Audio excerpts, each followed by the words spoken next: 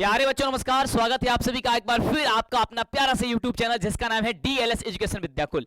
प्यारे बच्चों, क्लास 9 का बिहार बोर्ड द्वारा त्रैमासिक परीक्षा यानी कि नवंबर महीने का मासिक जांच परीक्षा चल रही है आपके स्कूल स्तर पर और द्वितीय पाली में आपकी सोशल साइंस की परीक्षा होने वाली है।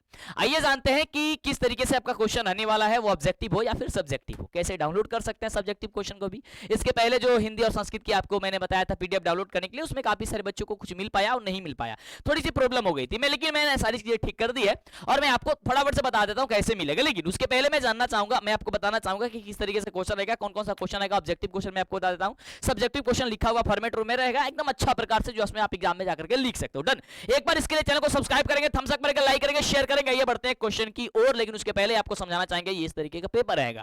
पेपर यहाँ पे लिखा रहेगा क्लास 9 क्वार्टरली एग्जामिनेशन, नवंबर महीने का जो आपकी मासिक जांच परीक्षा चल रही है। यहाँ पे सोशल साइंस लिखा गया रहेगा यानी कि सामाजिक विज्ञान, इसका विषय कोड 111 रहती है। 50 अंक का परीक्षा होगा जिसमें 25 अंक का ऑब्जेक्टिव, 25 अंक का सब्जेक्टिव रहेगी। ये आपका 1.5 घंटा का परीक्षा होगा, ये आपको पता है। चलिए डन, आगे बढ़ते हैं। अब क्वेश्चन की ओर बढ़ते हैं, लेकिन मैं चाहूंगा कि आप लोग इसका उत्तर पहले से पता है तो आप लोग फटाफट से जवाब दीजिएगा, क्योंकि ये सारे के सारे जो क्वेश्चन है वो आपके कंपटीशन एग्जाम में बहुत ज्यादा पूछे जाते हैं। खास करके 9th के जितने भी सब्जेक्ट है ना, वो साइंस हो, मैथ्स हो, आपका हिंदी हो, जो भी सब्जेक्ट है, सभी सब्जेक्ट से आगे एग्जाम में बहुत सारे क्वेश्चन आते हैं, ये आपको पता होनी चाहिए। हिंदी में आपके ग्रामर से सबसे ज्यादा लड़ते हैं क्वेश्चन। जैसे यहाँ पे क्वेश्चन है, बहुत बढ़िया क्वेश्चन है, कह रहे कि वास्को डी गामा है ना कहां का यात्री था।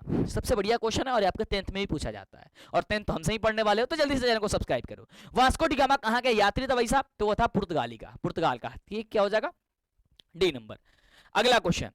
अगला क्वेश्चन हम लोग कह रहे हैं कि विश्व में प्रथम लिखित संविधान किस देश में लागू हुआ था। विश्व में प्रथम लिखित जो संविधान है वह किस देश में लागू हुआ था, तो वो अमेरिका में लागू हुआ था। यानी कि ऑप्शन जो हो जाएगा वो हम सभी का जो सी नंबर दिया गया है, वो सी नंबर हम सभी का बिल्कुल ही सही जवाब हो जाएगा। आगे डन, आगे बढ़ते हैं। प्रथम विश्व युद्ध कब आरंभ हो गया था। जो प्रथम विश्व युद्ध हुई थी, द्वितीय विश्व युद्ध हुई थी, तो उसमें प्रथम विश्व युद्ध कब आरंभ हुई थी, इसकी शुरुआत कब हुई थी ये बताना है। तो इसकी शुरुआत हुई थी 1914 ईस्वी में। कब? 1914 ईस्वी में हुई थी। ऑप्शन हो जाएगा डी नंबर। आपको पहले से पता है इन सारी चीजों को, तो आप लोग जवाब जरूर दीजिएगा।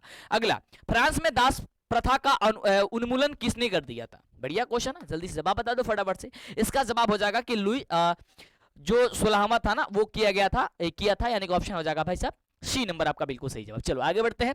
एक बार चैनल को सब्सक्राइब करके शेयर करो फटाफट से। अगर चैनल को सब्सक्राइब नहीं करेगा तो समय से क्लासेस नहीं मिल पाएगी। कहते हैं कि सर मुझे टाइम से नहीं मिल पाता है, मुझे पता ही नहीं चलता है कब क्लासेस बीत गई, कब क्लासेस चल रही है। तो ये चैनल को सब्सक्राइब किए रखोगे, नोटिफिकेशन खटाखट आपको यूट्यूब भेजता है, और जिन बच्चों के पास पहुंचता है वीडियो वो शेयर जरूर कर दिया करें, ठीक है। चलो अगला क्वेश्चन है कि 1917 ईस्वी में कौन देश प्रथम विश्व युद्ध से अलग हो गया था। यहाँ पे 4 ऑप्शन है, तो आपका सही जवाब हो जाएगा वैसा रूस अलग हो गया था। अगला, द्वितीय विश्व युद्ध कब आरंभ हुआ था भाई साहब, तो प्रथम विश्व तो 1914 बता दिए, तो द्वितीय युद्ध भी पूछ दिया, तो ये होता 1939 ईस्वी में, ऑप्शन ए।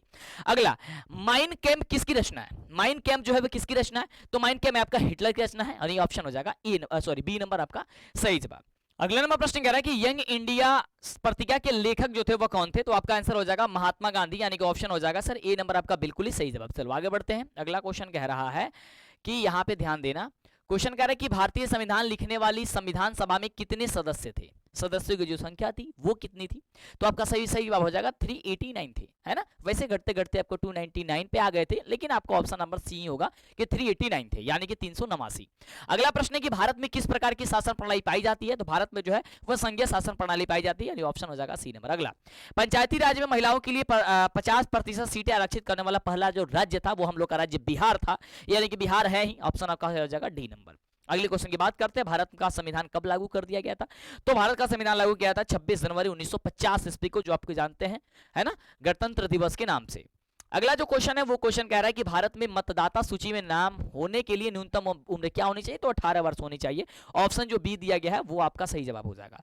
अगला क्वेश्चन कह रहा है कि लोकसभा में विधानसभा का चुनाव कितने वर्षों पे होता है भाई साहब, तो 5 वर्ष पे होता है ना। विधायकों का चुनाव कितने वर्ष पे होती है, 5 वगैरह वर्ष पे होती है। अगला कह रहा है कि विश्व में सबसे अधिक वर्षा किस स्थान पे होती है, तो मौशिनम होती है। काफी लॉलीपॉप अच्छा क्वेश्चन है, ऑप्शन हो जाएगा सर सी नंबर।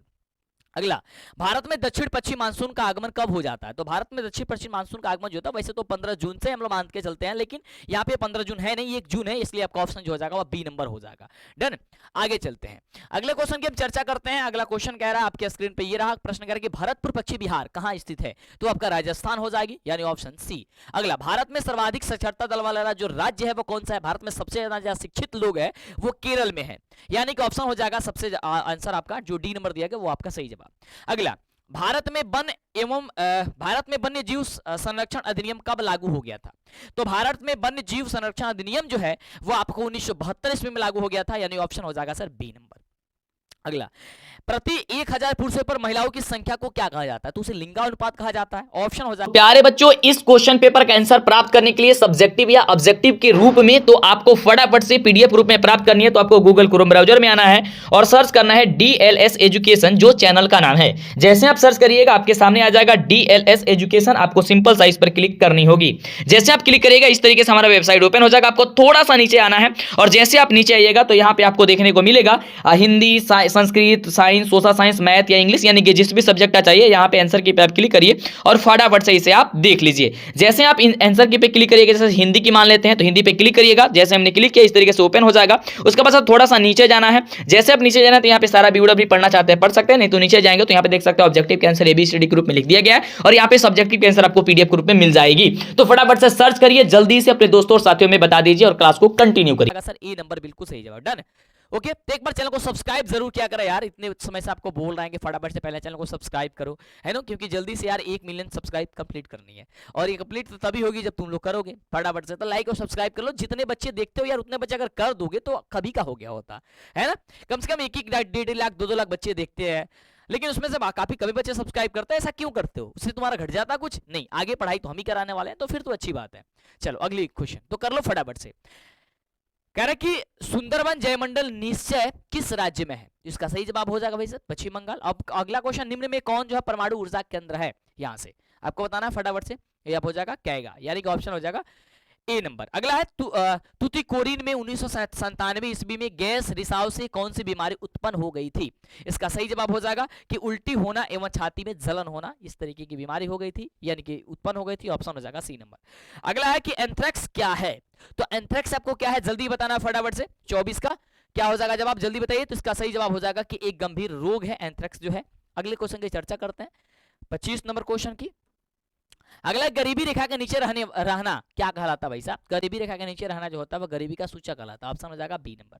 अगला क्वेश्चन, इसका जवाब आप लोग फटाफट से दीजिएगा कमेंट बॉक्स में कि बिहार में पाई जाने वाली जो बेरोजगारी है वो कैसी बेरोजगारी है? देखो ऐसे तो जानते हैं कि शिक्षित बेरोजगारी है, क्योंकि यहाँ के लोग ज्यादातर पढ़े लिखे नहीं है और पढ़ने न करने के कारण जहां पे भी लिखा जाता है यहाँ पे ये चीज करना मना है, काम वही होता है ना। अधिकतर ट्रेन में लिखा जाता है भाई साहब साफ सफाई, ट्रेन में देखो कितनी गंदगी है, एकदम भर भर के जाया जाए, है ना। तो लेकिन वो चीजें नहीं है ना। यहाँ पे शिक्षित बेरोजगारी तो ऑप्शन दिया नहीं, आपको दिया गया घर्षणात्मक, चक्रीय, अदृश्य या फिर इनमें से कोई नहीं। जल्दी बताना फटाफट से नीचे कमेंट बॉक्स में, मैं आपकी आंसर का इंतजार करूंगा, ठीक है। अगला क्वेश्चन, देश की जो नहीं आएगा तो मैं बता दूंगा बाद में। कह रहे कि देश की प्रमुख आर्थिक समस्या क्या है? देश की सबसे प्रमुख आर्थिक जो समस्या है गरीबी तथा बेरोजगारी, बेकारी है, यानी कि बेरोजगारी भी आप कह सकते हैं, है ना। यहाँ पे कुछ है ही नहीं यार। चलो अगला क्वेश्चन की मनुष्य की मूलभूत आवश्यकताएं क्या है? तो मनुष्य की मूलभूत आवश्यकताएं तो आप जानते हैं रोटी, कपड़ा, मकान होती है ना। भोजन, वस्त्र, मकान और शिक्षा होती है। ऑप्शन क्या हो जाएगा? डी नंबर हो जाएगा। शिक्षा एक जोड़ दिया है, एजुकेशन। अगला, बिहार राज्य की किस जिले की जनसंख्या सबसे अधिक है? सबसे ज्यादा कौन सा राज्य का जनसंख्या है? तो हम लोग का पटना जिला ही होगा। पूर्वी चंपारण ऑप्शन में है। चलो ऑप्शन नंबर क्या हो जाएगा? आपका ऑप्शन नंबर बी नंबर हो जाएगा, ठीक है। बिहार में अशिक्षितों की संख्या करीब निम्न में से कितना प्रतिशत है? यानी कि जो पढ़े लिखे नहीं है लगभग कितने प्रतिशत? लगभग जो है 40% से ज्यादा लोग एकदम बिल्कुल पढ़े लिखे नहीं है भाई साहब, है ना। गांव देहात में हम लोग रहते हैं तो आप पता है हम लोग को, या आपको भी पता है ये सारी चीजें। अब रही ये सब्जेक्टिव क्वेश्चन, है ना। कुछ यहाँ पे सब्जेक्टिव क्वेश्चन है जिसमें से 10 आपको क्या है लघु उत्तरीय क्वेश्चन है, इसमें से 5 लघु उत्तरीय क्वेश्चन आपको जवाब देनी है। मैंने इसको क्या किया है कि आपको पीडीएफ के रूप में, यानी कि कॉपी पे लिख करके या जैसे भी करके आपको मैंने वेबसाइट पे डलवा दी है, मैंने डाल दी है।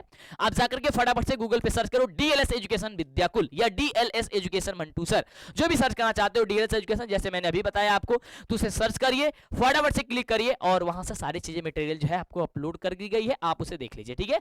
अपडेट अगर नहीं होगी तो परेशान नहीं होनी है, अपडेट उसको तुरंत ही कर दी जाती है, ठीक है। वैसे तो अपडेट है ना। जाओ फटाफट से चैनल को सब्सक्राइब, लाइक करो, शेयर करो। मैं मिलता हूं अगले वाली क्लास में मैथ की, जो कि आपका सबसे फेवरेट सब्जेक्ट है।